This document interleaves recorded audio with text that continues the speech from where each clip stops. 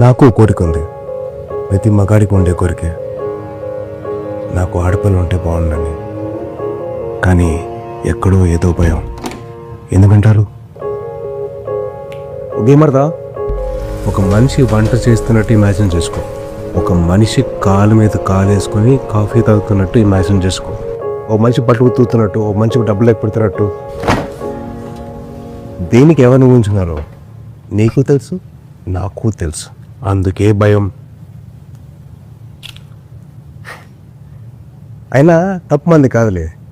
చిన్నప్పటి నుంచి మనం అదే నేర్చుకున్నాం. ఎగిరిస్తే అమ్మాయిలు ఎగిరిస్తామని, ఆటలు ఓడిపోతే అమ్మాయిలు ఆడుతున్నామని, చివరికి ఉద్యోగం చేయకపోతే ఆడంగిలాగా ఇంట్లో కూర్చుంటామని.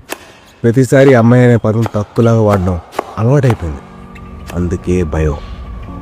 అమ్మాయిగా పుట్టడం వల్ల తను ఎంత సర్దుకుపోవాలో, ఎంత జాగ్రత్తగా ఉండాలో, ఎంత స్వేచ్ఛను కోల్పోవాలో, ఎంత ప్రూవ్ చేయాలో అనే భయం ఉంది. నేను ఏదో పెద్ద పెద్ద క్రైమ్ గురించి మాట్లాడలేదు, రోజు జరిగే చిన్న చిన్న విషయాల గురించి మాట్లాడుతున్నాను. ఆఫీస్లో, ఇంట్లో, పబ్లిక్ స్పేస్లో, ఆన్లైన్లో.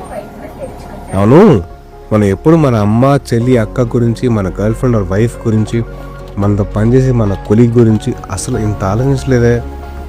వాళ్ళు కూడా ఎవరికో కూతురులే కదా బాస్. మనకి కూతురు కావాలనేసరికి ఇంత భయం, ఇన్ని ఆలోచనలు పొడుచుకొచ్చాయా? అసలు నేను ఎందుకు ఇంత భయపడుతున్నా? ఈ భయం తగ్గాలంటే ఏం చేయాలి? నాకు తెలిసి సొల్యూషన్ చాలా సింపుల్ అబ్బా. మనం పెద్ద పెద్ద యుద్ధాలు ఏం చేయక్కర్లేదు, తొట్టలో కొట్టక్కర్లేదు.